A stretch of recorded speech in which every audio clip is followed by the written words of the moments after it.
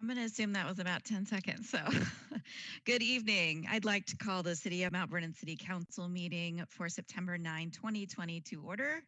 The time is now 6:01. I'll start with a roll call of council members and go slow so you can respond. All right, Council Member Moberg is excused this evening. Council Member Molinar. Here. Council Member Beaton. Here. Council Member Holst. Here. Council Member Hudson. Here. Council Member Carillas. Here. And Council Member Brocksmith. Here. Great, thank you. Under consent agenda, we have items A, B, C, and D. It consists of committee minutes, council minutes, approval of payroll checks, and claims. I'll move for approval of our consent agenda items. Second. Motion by Mary and a second by Melissa. Thank you. All those in favor say aye. Aye. Aye. Aye. Any opposed, same sign. Motion carries. Thank you so much. All right, under reports tonight, item A is our review of our emails from the public, and we'll ask Peter Donovan to please read those into the record. Peter? Thanks, Mayor. Hi, Council. During these times of online-only council meetings, the city has invited the public to submit their community comments by email so that those comments can be read publicly during council meetings. So to submit comments to council by email, residents are encouraged to send their statements to council@mountvernon.gov. council@mountvernon.gov. We have 5 emails that were sent in the last couple of weeks to council, and I will read those in the order that they arrived. The first one is from September 4th, and it comes from Peter Goldfarb of Mount Vernon. Mount Vernon City Council, not having access to our city library due to the quarantine and coronavirus has made me aware of just how important the facility is as a central community location, research center, entertainment, and educational place for all residents. As a former board member of the library, I hope the council will continue their generous support of this often taken for granted but very important organization and their wonderful, helpful director and staff. Sincerely, Peter Goldfarb. The second email was sent on September 5th from Kathleen Roche Zajeko, and she writes, Dear Mayor Jill and City Council members, I'm writing to indicate my concern over President Trump's latest command to federal agencies, i.e. he has ordered federal agencies to stop racial sensitivity training, labeling it, quote, divisive anti-American propaganda, end quote. How does that order affect the city of Mount Vernon? How is the current program for racial sensitivity training of our police department funded? Do we have to rely on feds for this program? I sincerely hope that no matter how Mount Vernon's program of training is funded, the City Council will vote to ignore this misguided order from Mr. Trump completely. Thank you sincerely. I thought I'd just step in and let the council know I did respond just to clarify the information for the commenter, and then for the public, we do not receive any federal funding at all for training or operations of our police department. Therefore, the statements of the president had no effect on the Mount Vernon Police Department. So I wanted to. Okay, the next email was sent September 6th from Andra Heath. Esteemed City Council members, thank you for taking the time to hear my words. As I write this, I am once again astounded by the fact that police brutality has reared its ugly head once again last week, this time in Kenosha, Wisconsin. In the past 3 months, that makes 4 more unnecessary deaths of unarmed Black people at the hands of their police departments, Texas, Louisville, Minneapolis, and now Kenosha. It is easy to believe that this is only, quote, those people over there, but it could never hit close to home. It will never happen in my backyard. That is what I used to think. In the 1990s, I was hearing about one young man after another in various parts of the country getting their hands on a weapon and ammunition and walking into their schools to kill teachers, school officials, and students. With each one, I would think, what are they doing over there? Or they should teach their young people how to express themselves without violence. While living in Oregon at the time, I was stunned into numb disbelief when it happened in my backyard of Thurston, Oregon. Over and over again, the thought came to my mind, we should have taught our young people how to express themselves better, and we should have seen this coming. In each case, there were warning signs leading to the frustration it took for these young people to ruin their lives in one day. Warning signs that were dismissed by well-meaning people who thought he didn't really mean that comment, or he's just being a teenager blowing off steam.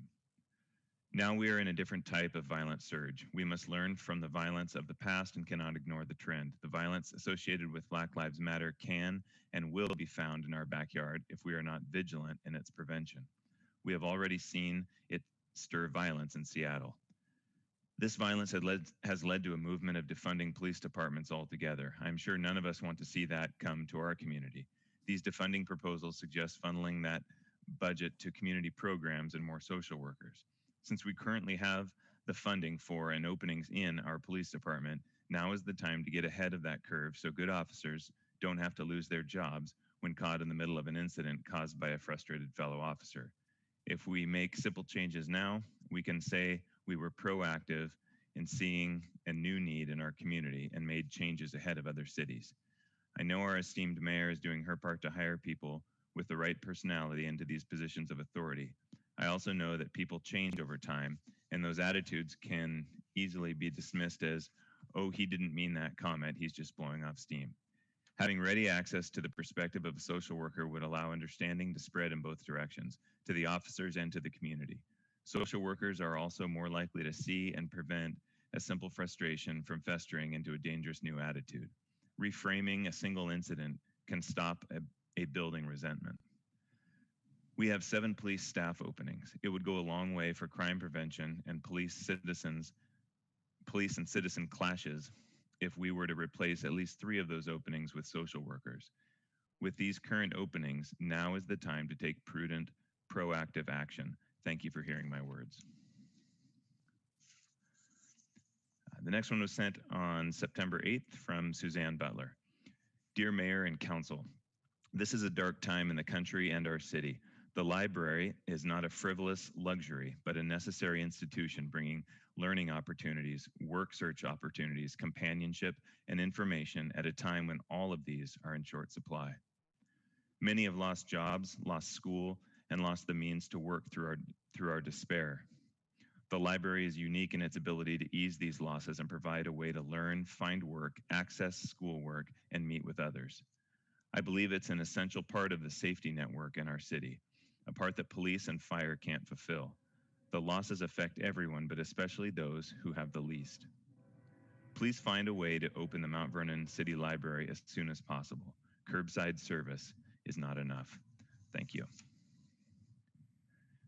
And finally, this one sent today from Iola Ratcliffe to the mayor and members of City Council. I've heard the welcome news that our town will be hiring 7 new police officers in the near future. What a wonderful opportunity to hire officers trained to deal with situations requiring special skills. Perhaps you already have officers trained in dealing with things such as domestic violence, child abuse, drug abuse, homelessness, etc. in a nonviolent way. If not, it seems to me this would be a perfect time to address these considerations. I am assuming all our officers have received or will receive training so that they are able to de-escalate tense situations in a humane manner. Thank you all for your service to our town. That's all of the public comment, Mayor. Okay. Thank you so much. And just reminding folks for information about our police department, we've got so much of that online. They can certainly visit the website, and then we'll respond with some good information back to those that made public comment as well. So. All right, thank you, Peter. In our reports, we have our Public Works update, and as council knows, in this time, we're going to go ahead and have kind of a committee time now that would normally be at the 6 o'clock hour. So I'm going to invite our Public Works Director Escobel and his staff that are here tonight to take it away. Thank you, Mayor, Council. If I'm getting this going, can everybody see that screen yet? No? Yes? Looks good. Yes. Good. Okay. Okay, Yes. so we're just gonna, like the mayor said, we're gonna just give you a rather quick and brief update on the projects. Blaine Chesterfield and Bill Bullock will be helping me out with that. So Blaine, go ahead and tell us about Maddox Creek. Hello, can everybody hear me? The Maddox Creek Culvert Removal Project. This first screen here is just for informational purposes for anybody that might be viewing and doesn't know what that is. I I know council knows where that is. It's a 230-foot long, 6-foot diameter pipe that actually has been removed, and it opens up 2+ miles of matic creek for fish habitat. Next screen. Here's a picture of it. I took this picture today. I'm standing on the north side looking south. You can see the old road that comes down there. There's a ditch along it, and then that ditch has some riprap that drains down into the stream.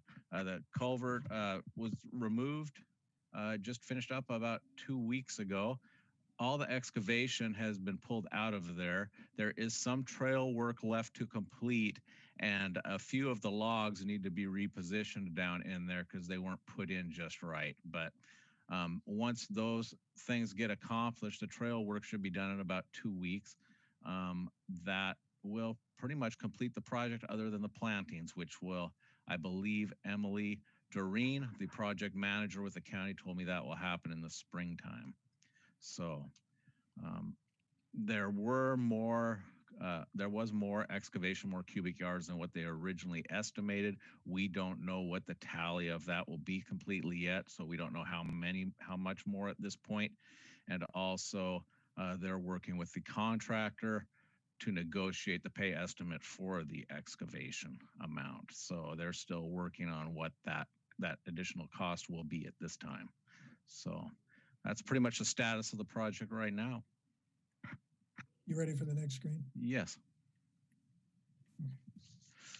We have the Washington Conservation Corps in town this week, and they were working up on Trumpeter 106, which is off Trumpeter, which is off Tundra Loop Road, which is just off Martin. And they were removing, there's a wooden fence that you can see there. It was rotting out really bad. Most wooden fences on top of ponds are not, usually that's HOA responsibility, but in this particular case, this was an older pond, and this wooden fence was clearly identified as city owned. So typically what we like to have is chain link fence because they last longer. So we're removing this wooden fence, which was getting ready to fall in, and we are going to replace that with chain link fence around there. So the Washington Conservation Corps was helping us remove it because that was saving us quite a bit of money on the removal. And they're also going to do some cleanup around this pond and maybe a few other ponds the rest of this week. We will have them back. They're scheduled to be back the week of October 5th to the 8th, and also October 12th to the 15th. So we will have them doing some more work in the city here within the next few weeks. So that's where we stand right now. Okay, Bill Bullock will tell us the next couple slides. Good evening, Council. So just giving a quick wrap up to our large projects we had last year and this spring. All of these projects are essentially complete.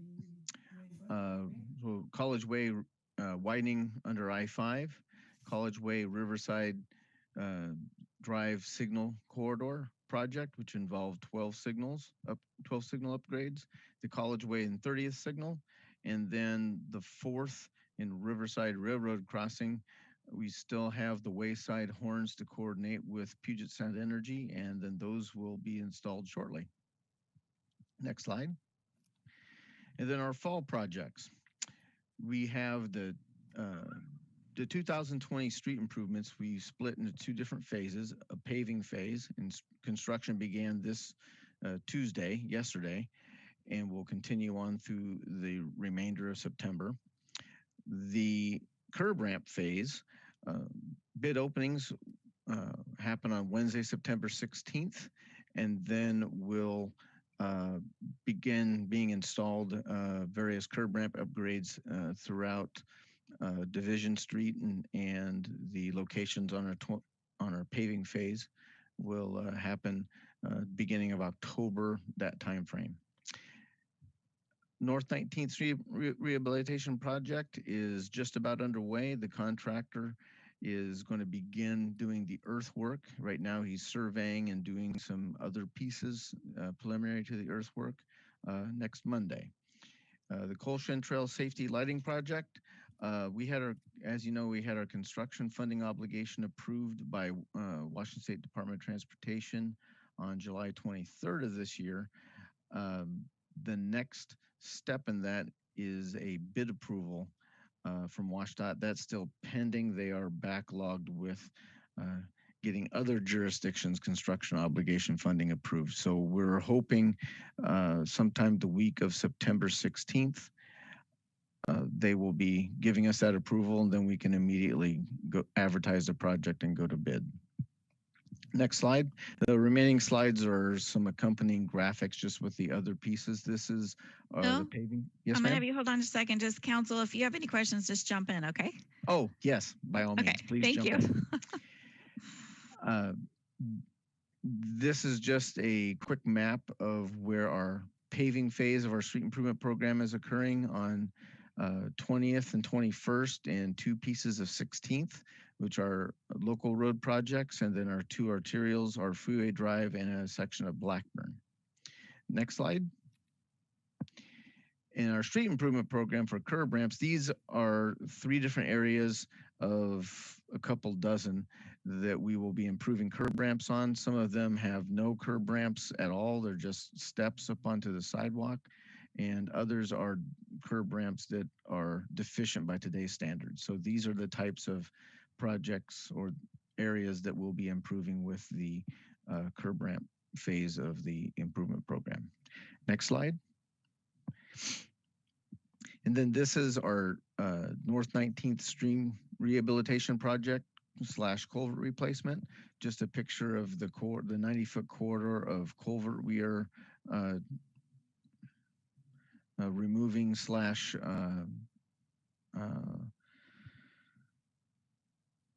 I'm not thinking of the right word. Dismantling. And then this second picture here is just a picture of the immediate repair that our crews did to remove the area that was creating the large sinkhole last spring.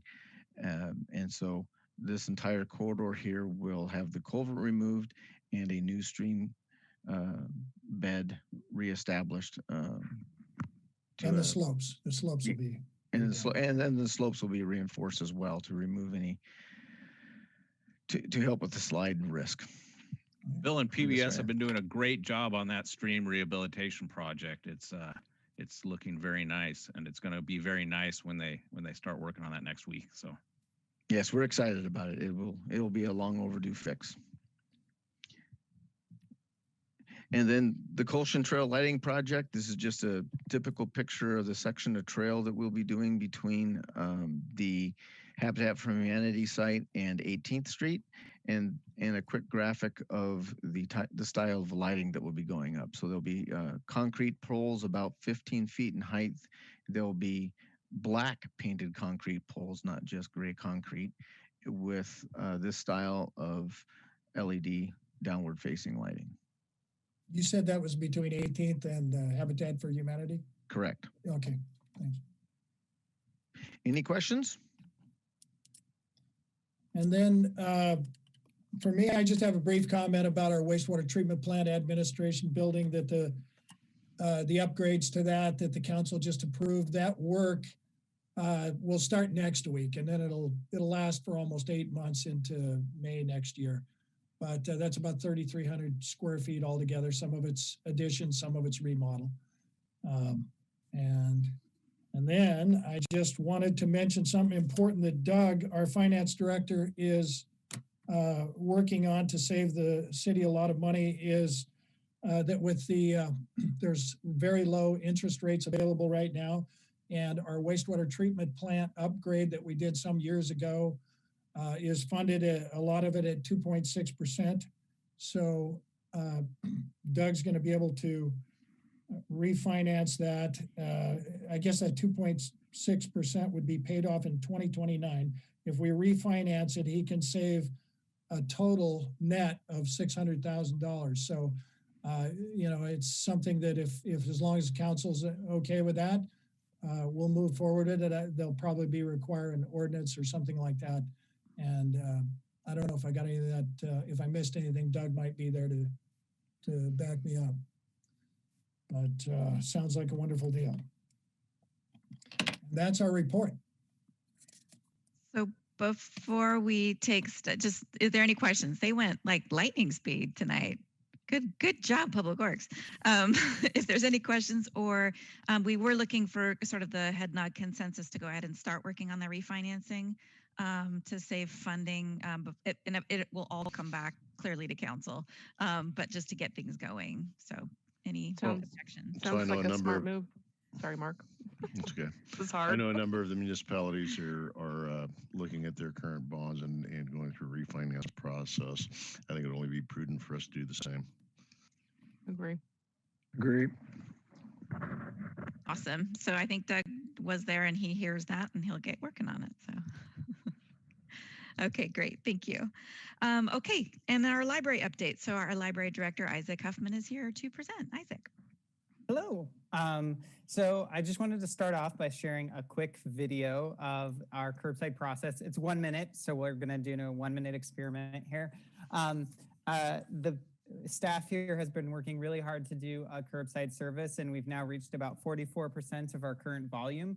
And I just wanted just a quick little intro of how complicated the process is for all of you guys to see. So we're going to start with that.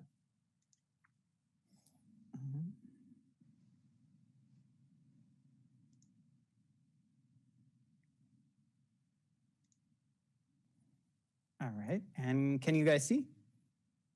Yes. All right.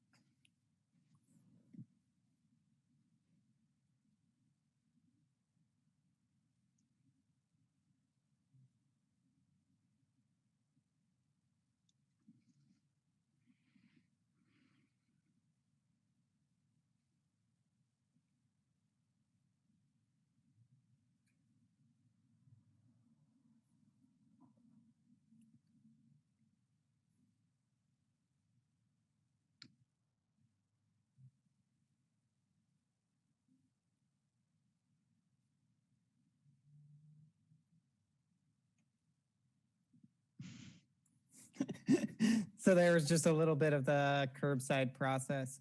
With that, our regular update.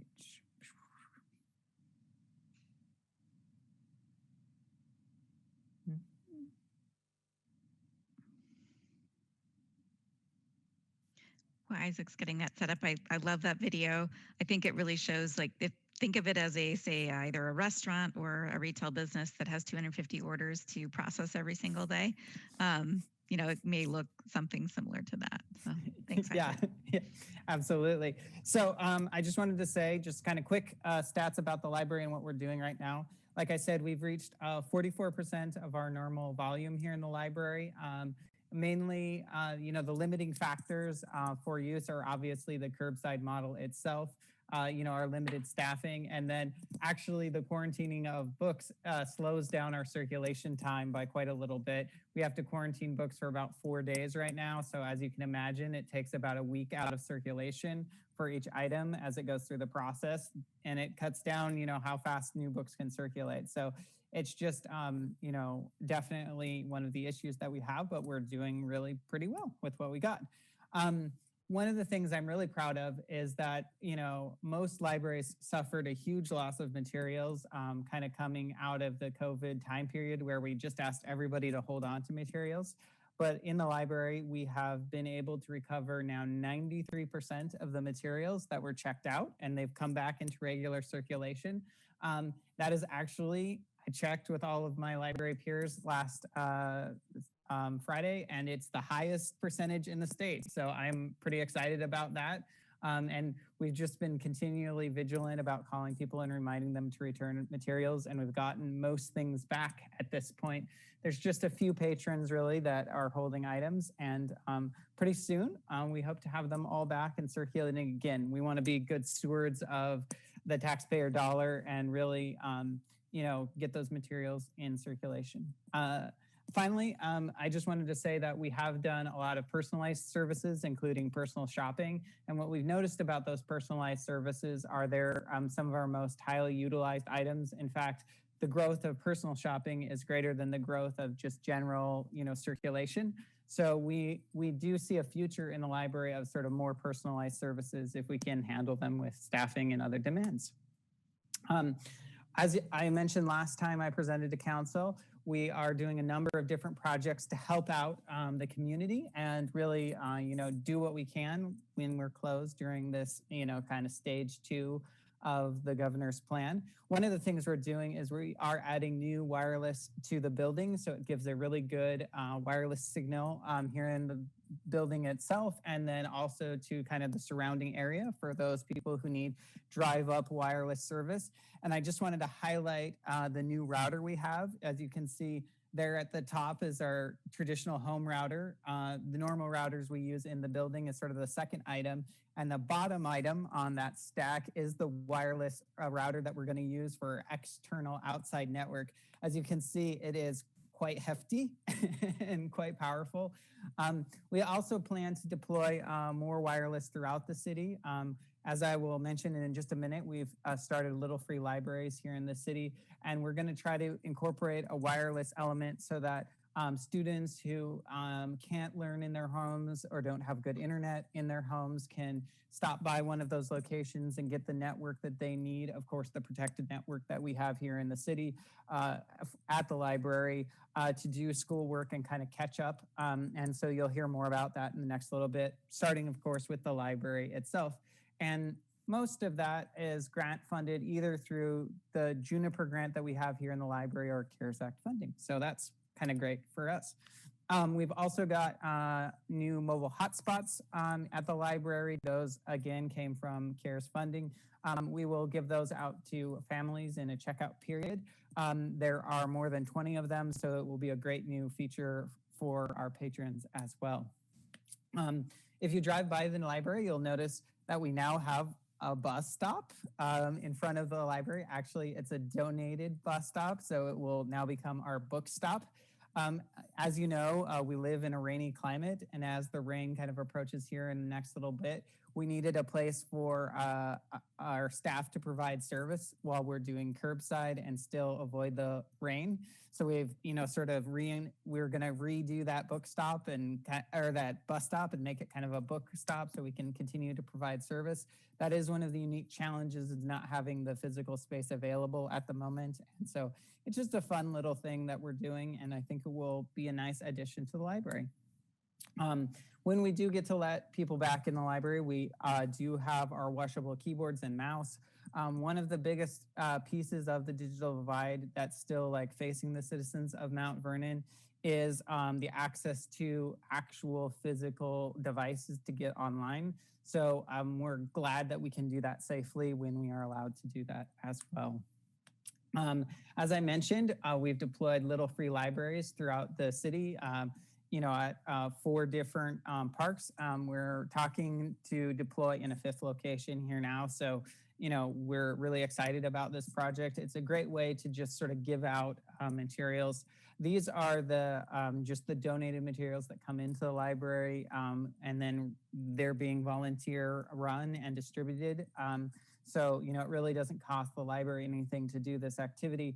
And it's a really good way to connect with patrons. We're also using it as a surface point. So we just finished up a great collaboration with the Parks Department running a summer discovery series where we had little activities and, STEM research things that children could do. And we distributed those through the little free libraries. At first, we weren't sure how popular that was going to be, but as the weeks went on, it got more and more popular, and we were actually printing more and more of those little free library pamphlets about summer discovery, so we were really happy about that. We're going to continue that service here in the fall with sort of a supplemental learning activity to complement, the learning day, shall I say. with, the shortened school day, parents are looking for more activities. And so we're going to start this Friday and can kind of continue those activities in partnership with the parks, and it will be a great thing to do. We do have a digital storytime series, thanks to the help of TV10 and all of the great staff. Storytime to Go. It's been doing well and growing a viewership over time. In fact, this video, Storytime to Go More Bears, has gotten a ton more views over the last couple of days. And so we're happy with that, and it's sort of finding an audience. And we appreciate the support from TV10 as well. We also just launched Bilingual Storytime last week. Again, that sort of digital format where we have a digital, storytime presentation and then activities that parents can do at home. And we're excited to offer that as well. Finally, just one last little note that I wanted to mention. The Mount Vernon Library Foundation did participate in the Skagit Valley Co-op's 4% Friday, and they raised $2,132 to support Spanish language materials here at the library. So we're really excited about that new donation. We've been working with the Mount Vernon School District to really do, good partnership and support literacy with those materials. So we're really excited about, having those materials in the library and getting those out to the public soon. The foundation also launched a new webpage. They would be remiss if I did not mention that. So if you have a moment, check out the new foundation webpage. It's a great addition to the community and a great way to connect with the foundation and all of the sort of volunteer and other activities that are occurring right now. So with that, that's the basic library update. All right, questions for Isaac? Okay, a special thanks to Skagit Transit, who, when we asked if they had an idea about a bus shelter, they just volunteered to give us one, which was awesome. So we thank them for that. And then the foundation for writing the application for the co-op. I think that was Suzanne Butler, if I'm not mistaken, Isaac, but the foundation's really committed. So yeah, absolutely. Thanks for that too. So, all right. All right, then that'll be it for our reports for Public Works and Library. Next up is our council member comments. Is there any council member comments tonight? I'd like to make a comment. I did a little drive today, went up to the parking lot that is up on Little Mountain. And for anybody that's hiking, I think it's just been a great addition. And I want to thank the city of Mount Vernon and the Parks Foundation and the Parks Department for finishing that up. I think it's just going to be a great addition, along with possibly getting the skills park going now, and also maybe even the interpretive center. That's just gonna, I think it'll really work out really well for people. Thanks, Gary. All right, any other comments?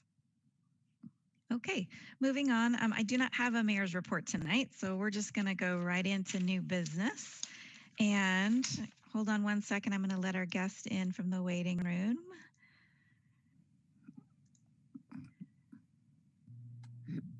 Okay, we've welcomed our guest in from the waiting room, but I'm going to introduce the first new business item. That's item A. It is a public hearing regarding the adoption of interim regulations to extend expiration timelines for permits and approvals subject to Mount Vernon Municipal Code Chapter 14.05. And Rebecca Lowell from Development Services is here to present this item. Rebecca. Thank you, Mayor, and good evening, Council. As you'll recall, in July, Council adopted interim regulations extending the timeframes within which permits would otherwise expire with Ordinance 3805. Permit timeframes needed to be extended because applicants have had their projects delayed due to precautions that were put in place by the governor to decrease the spread of COVID-19. Tonight's hearing is required when interim regulations are adopted, such as those that were put in place with Ordinance 3805. Staff is asking Council to approve another ordinance tonight that would continue the regulations previously put in place until staff is able to be back before Council with permanent regulations. There were 2 emails of support that were received earlier today, one from John Piazza Jr. and one from Rex Orkney, that I did email to the council late this afternoon. I'm happy to read those into the record if anyone didn't get a chance to see those. Basically, they both just state that they supported the ordinance before council tonight. And following your hearing, staff is asking that council adopt the ordinance that is before you that will continue the permit extensions that were previously put in place by the council. Okay, any questions for Rebecca before we open up for public comment? We do have one joining us tonight. Okay, seeing that, I'm going to go ahead and ask our to go ahead and unmute. If you would go ahead and state your name and comments, a couple of minutes, please. Thank you very much, Mayor Boudreau, council members, and undoubtedly hardworking staff. My name is John Ravnic. I'm involved with quite a few site developments throughout Mount Vernon and Skagit County. And I know if I asked anybody, do we want to delay our businesses or impact our businesses, everybody would be resounding no. We need to do all that we possibly can.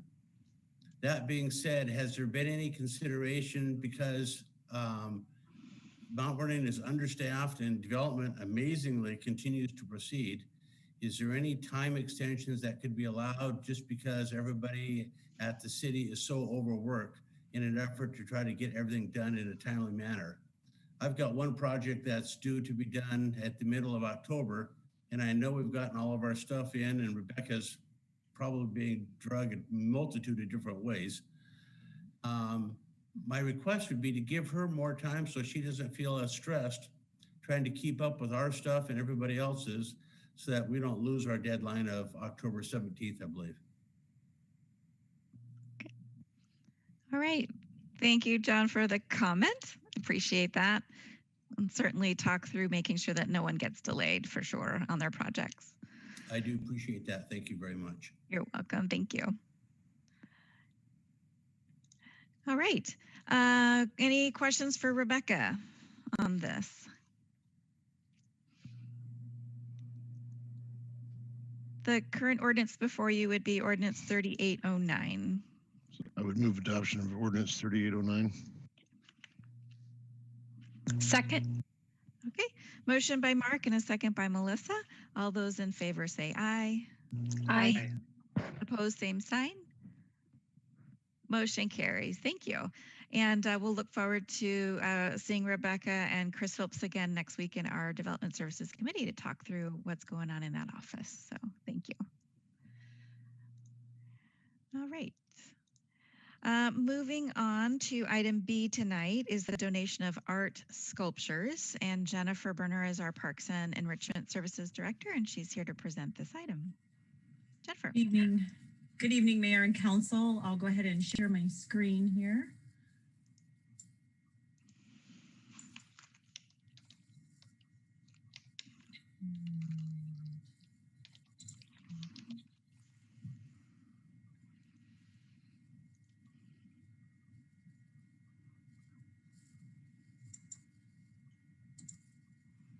Okay, can everybody see that okay?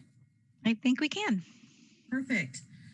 So the city has an exciting opportunity for some donations of art from Hal and Hella Lee. They are Mount Vernon residents and are offering the city donations of 3 art sculptures. So let me go ahead and so these donations were approved by the Arts Commission on July 30th.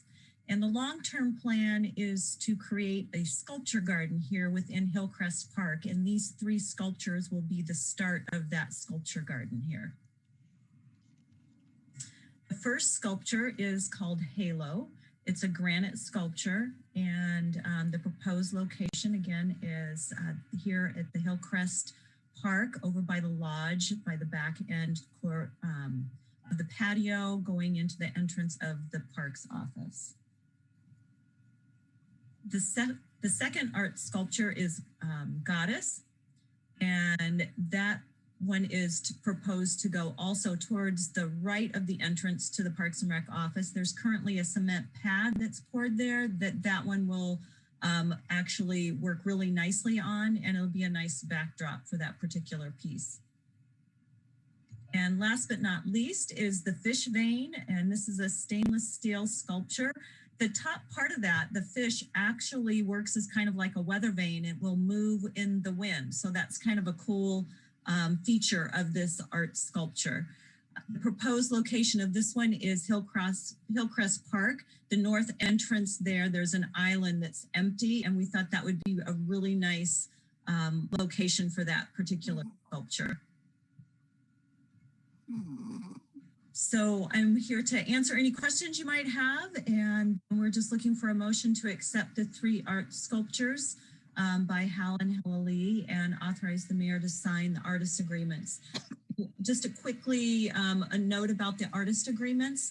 Those are something that we're asking the artists to sign, and basically it allows the city to obtain the intellectual property rights of the art so that we can use it to advertise and display as public art and put in some of our brochures and things like that. So we've got one of those documents back from one of the artists, and the other 2 I'm awaiting for the return of those artist agreements. What you saw in the packet was the template for that. And so we've just made sure that each one of those reflect each of the different pieces of art and artists, and we'll be getting those back from them shortly. Okay, any questions for Jennifer on this? Yeah, Jill, you and I talked about just the safety of these different statues and things, sculptures. Do we have these in spots that are cameraed and for safety, just from people trying to steal them? We'll ensure that we take a look at that. We do have several cameras up in the Hillcrest Park area. I haven't confirmed if they're going to be at the exact spot of the sculpture, but those cameras have worked well to solve different activities that have gone on there, such as graffiti and that kind of thing. So we'll want to make sure that we'll take a look at that for sure.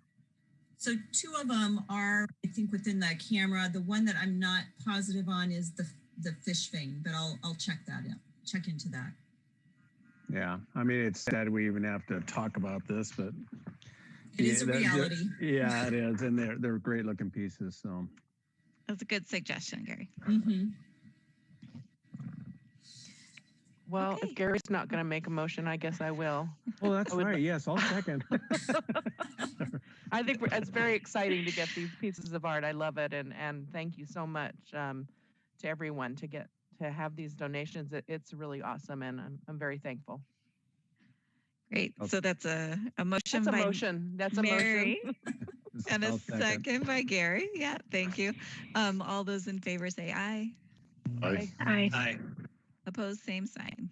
Motion carries. Thank you. And again, thank you to the Lees and just our general public who appreciates such wonderful public art in our city.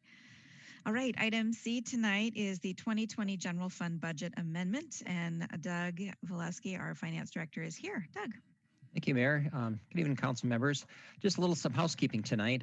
City staff is requesting that council to approve an ordinance to amend the 2020 general fund budget to account for the coronavirus relief funds, the CARES reimbursements, and the substitute House Bill 1406 affordable and supportive housing funding and funding for the GEMT program.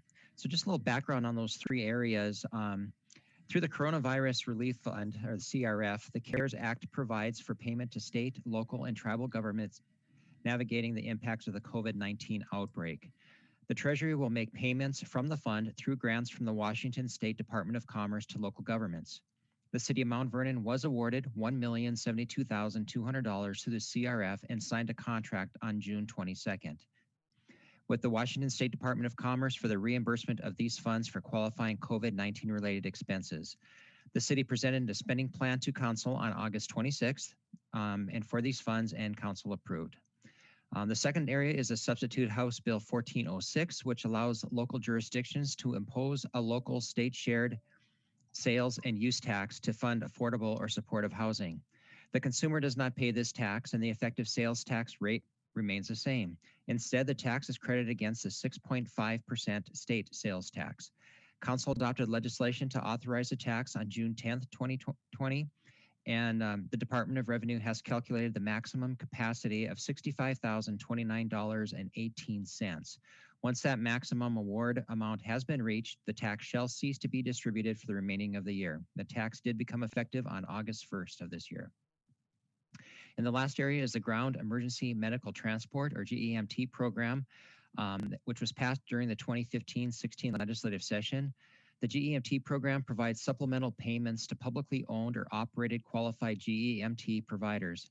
The supplemental payments cover the funding gap between a provider's actual costs for GEMT transports and the allowable amount received from Medicaid and any other source of reimbursement. The city of Mount Vernon received $897,754.42 this year for the program for the months of July 2018 through June 2019. So these revenues were received in 2020. They were not included in the 2020 general fund budget, and the city is requesting to amend the 2020 general fund budget by increasing the revenues and expenditure appropriations by $1,072,200 for the coronavirus relief funds to request reimbursement for the council approved spending plan for COVID-19 related expenses. Two, for $65,029.18 for House Bill 1406 funds to be used for emergency eviction protection and affordable and supportive housing work with the Skagit County and Catholic Housing Services. And then lastly, $897,754.42 for GEMT to be included in the 2020 general fund. So city staff recommends council to approve the ordinance for the 2020 general fund budget amendment. Okay. Any questions for Doug? No, I think we've pretty well discussed this as a council, and we've worked with staff to come up with it. So I would move the adoption of Ordinance 3810. Second. Right, motion by Mark and a second by Mary. All those in favor say aye. Aye. Aye. Opposed, same sign. Motion carries. Thank you. All right, thank you, Doug. Moving on for the good of the order. So first up is just our standard pandemic response and discussion. Just was going to ask if there was any particular questions from council. The chiefs are here. Okay. One thing that we are continuing to have challenge with is group gatherings in the park system. We've done a lot of education, and now we're going to move, if we need to trespassing of folks from the parks if they're just not willing to cooperate with us for the public good. We did, and I can't remember if I mentioned this last time, and I know Jennifer's here to answer questions if you have it, but we went ahead and have signage posted, and we did open playgrounds. We're kind of posted use at your own risk. So that's happening there. Public health is just looking now at sort of the fall and different types of events. So a lot of discussion around trick-or-treating and how that might not be the best thing to do. So you might see some more information coming out about that. And then encouraging everyone, of course, to get flu shots.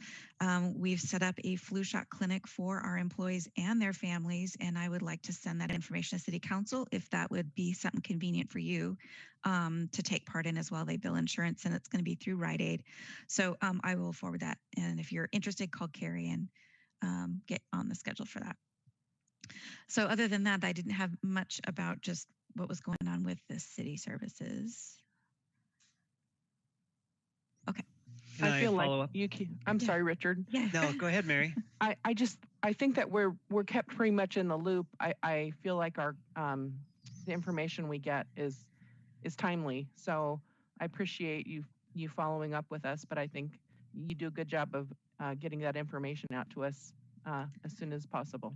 So thank you for that. You're welcome. I try and remember, but call if I miss something, because sorry, Richard, go ahead. No, that was good. Thank you. And I'm curious about the criteria or the activity types that we might need to go so far as the trespass folks on the parks. Mm-hmm. It's obviously not being safe, but how are we going to define that?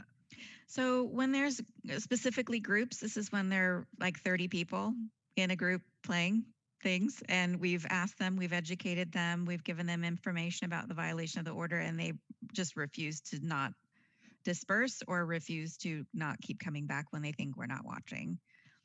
that's what we're running into right now.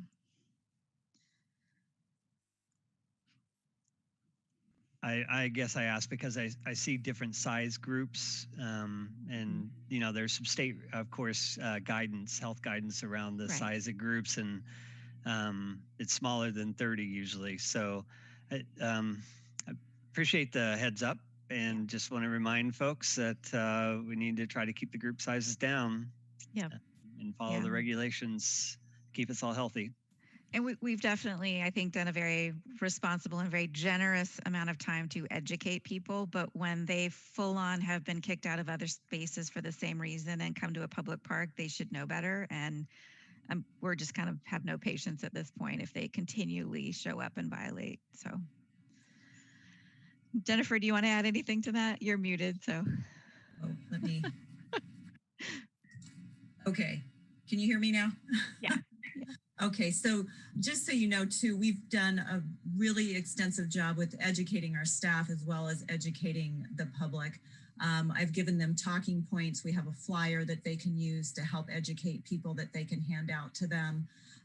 So we've really done a good job with working with the staff so that they do feel comfortable going up, having that first interaction with most of the groups. And one of the things that we're finding is that they tend to kind of just, our larger groups, some of them are respectful, but we're running into some that just kind of blow off the staff member. Don't really, they've made comments like, well, we were kicked out of here, but you know, we don't agree with the policy or we don't agree with what the governor's saying, and they just want to keep doing what they're doing. So the mayor, police, and I have all kind of been working really diligently to try and do our best with education, but it's just getting to the point where we need to maybe take the next step with some of these groups that are reoccurring that we have had contact with. So our first initial thing is always to educate and inform, and it's just getting to a point with a couple groups that we just need to maybe take it to the next step with them because they are just outrightly not working with us in this situation. Okay. Any other concerns about that? Okay. And then, you know, we are still in phase 2 of the governor's Safe Start plan. So that's where those group sizes, that's where public services are diminished. And so even the governor admits that the guidelines for government services are more strict than a business. Perhaps that's, you know, people say, well, you're opening a business, why can't you open this? And he's admitted to that, but he wants to ensure that government is the, you know, epitome of responsibility around this. And so it is a little bit different, the guidelines that he's put out for government services. So, you know, more to come as we move into a different phase for sure. Okay. Allocation of additional CARES funds. So as we were happy to share with council last week, wait, was it? It was last week. I'm getting my days mixed up, so sorry about that. That the governor had allocated more funding through the CARES to cities. And so we are anticipating $536,000 more coming in the ability to use CARES funding. I'm going to check with Doug, but we haven't received any contracts from Department of Commerce or anything besides that email announcement. So we haven't got it yet. We do have from today, there would be 11 weeks to spend that funding because it is the reimbursement only, unless perhaps that gets extended. So what I wanted to just have a conversation with council about is what your particular thoughts are about that additional funding. I can share with you additional things that the city directors and I have identified as needs, but I know that council had expressed a desire to make sure that we're assisting businesses as much as possible if we were to get additional money. And so I didn't want to, you know, just here's how we'd spend all that without having council input on what you would like us to do. So I can just run through really quickly some of the needs that we've got and then would love to have discussion. So what we would like to do is allocate about $48,000 to cover information services staff time. With all the technical equipment that you have authorized us. It's not that we just sort of get laptops in, open up and start them. They've got to install licensing and all that. So that takes a lot of staff time. We're anticipating 2 full-time staff for a couple of months in order to accomplish all of that. In addition to, I'd like to go ahead and hire the vacant position in IS because there are down 1 in addition to that. So that would be something to use for. The other couple of things that have really concerned a few directors is of space, specifically in the attorney's office. We've got 5 folks working in there and 3 office spaces. And so if we could look at some sort of remodel to just give a little bit more of, we've got people space 6 feet, but it is a little concerning as far as cramming in there. And maybe we could do a little remodeling for that, as well as the police reception area. So if you can think of walking into the police court campus and there's the receptionist behind, to remodel that to be much more efficient. Could be something we could do. And the lastly is looking at the library space. If we're welcoming our public back in, we would reconfigure the very front long sort of desk area, reimagine that a little bit to have more flexible space, things that can be moved around if needed. And so those are some of the ideas that we could take a look at. They're not extensive remodels. And I think Chief Kamek has actually done a little bit of preliminary work already. So if those things council's interested in pursuing, we'd take this next week to try and firm up a little bit of those costs. And then, but I don't believe it'd be anywhere near $500,000 to accomplish those things. So other than that, wanted to ask council what they were thinking. So I'd like to see us come back with a cost of what those items you just mentioned are. I really think that as we start to come into winter, we should look at those local businesses that have been affected by this and who may be affected by it further in the wintertime. They're predicting that the outbreak's going to get worse and we may see another heavy impact. So I'd like to see if there's something there that we can do to do some grants to those small businesses that it may make the difference between being able to keep the doors open or not. And then I know we've done a lot for homeless and rent support, but I'd like to see what those needs are and what could be committed to those. Okay. Other thoughts? I was going to pull. I kind of agree the same. I agree this with Mark. I'd like to see the numbers, a little bit more of a number on what we're thinking about for the remodels. And then I definitely want to look at money for putting people up. I know that the winter shelter isn't opening this year. So I'm concerned about that. I don't know, I haven't talked to anybody at the county yet about if there's anything on the horizon for that. So if there's not, then I certainly want to be responsive to that need. And the businesses too. When we did the small business grants, the micro enterprise grants that we did it through EDASC, there's a level of income that they have to be below, and I know it's set by the Department of Commerce. So that it helped some people, but it didn't help as many people as I had originally thought it would, because I didn't realize all the stipulations that were tied to the money. So if we could figure out a way to have it help more people, but I don't know if that's even doable, but I would sure like to know I think it's very doable, simply because the funding doesn't have the strings that the HUD money did. And so we've got examples from several different communities that have done fairly simple, grant applications for small business. So that's, I think, absolute reality. Would we be able to run that again through EDASC? So that it's, you know what I mean? Is that, or would that, because I certainly don't want to put any more burden on our staff, who's already very shorthanded. I can't speak for John specifically, but I bet they'd be thrilled to be able to help out. Okay, so that's great. Well, I thank you for that. Other thoughts? I just put this slide up just to show sort of what had been out already. So, Jill, is there? I'm sorry. Go ahead, Richard. Oh, well, thanks, Melissa.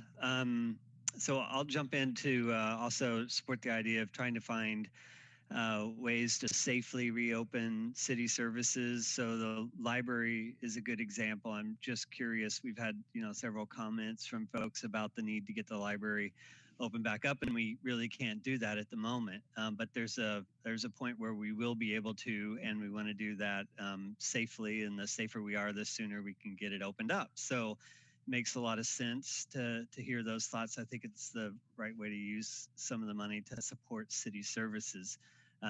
Like Mary and Mark, interested in that next level too of helping people in the community who need a little extra help. And I'll just share a couple things I've heard recently through my work at Community Action for everybody's information is we've partnered with the county, the city and the county and Community Action to distribute funds, emergency eviction prevention funds to help people in Skagit County and the city of Mount Vernon stay in their homes as long as they are underneath, I think it's 50 or 60% of the area median income and that they've been affected by COVID. So there's like $1 million+ available just through that community action program. And that program opened up last week, Thursday-ish, Wednesday maybe. And they predicted that they could support about 200 families. And on the first day, they got 125 families calling in need of support. And there's that many people on the waiting list, on the list to be served already. So there's a huge need for eviction prevention to keep families in their houses. I know the micro grants for businesses help employees and help the businesses stay open. So that's really important too. And we heard from some of the food banks, both the Helping Hands and the local Mount Vernon Food Bank. So those would be things that would be on the list, is getting support for our community to get them through this tough time and getting services open. So thank you, Mayor, for bringing those ideas forward. Melissa? Yeah, so I agree with everything that everyone has said. But the one thing I'm curious about is, could we also look at bringing in some more staff hours for development services? Is that a possibility? So if we could what will really help me is seeing some of these numbers and seeing what it looks like to facilitate some sort of need on all these various levels. I think we could accomplish that. So this funding has to go to specific impacts of CARES, whereas bringing someone in to development services is not necessarily. It's just because that was the short of revenue. So it would, but if we're able to cover salaries from IS because they're doing direct work that is because of CARES, and that frees up general fund money in order, what I'm saying. So I think we can accomplish everything that council's articulated this evening. So, okay. Any other questions? Okay, so what I've heard and what we'll work on for next week is looking at ideas for how we would do some grants to businesses. And like I said, we've pulled information from other cities and simple things. Easier if it's something we can just borrow from them, we're great, and set that up. And I'll check with EDASC about administering those grants for us. We'll take a look at funding for the hotel vouchers, and I can't remember exactly, but I'll remind council that not on the slide is funding through the grant that we went in on with the county. And it was a last minute thing. And so there's a significant amount of funding that came specifically for shelter. So I'm going to double check how far that we feel that's going to go for homelessness and hotel vouchers, so that's we can look at that. Eviction prevention funding, staff hours for development services, and then actually leaned forward and called HKP Architects to maybe stop by and just consult with us on some of those remodel so we can have a better price tag on that. But we'll bring that forward to you next Wednesday. Does that sound good? Okay, great. And then just think of something, give me a call, and then we'll have that ready to talk about. Okay. Looking at my notes, I don't think I had anything else. So that completes our agenda items for tonight. And I'll ask Kevin if there's a need for an executive session or not. There is He's not. shaking his head and he's saying no. So with that, we'll be adjourned at 7:05. Thank you so much. Thank you. Have a good evening.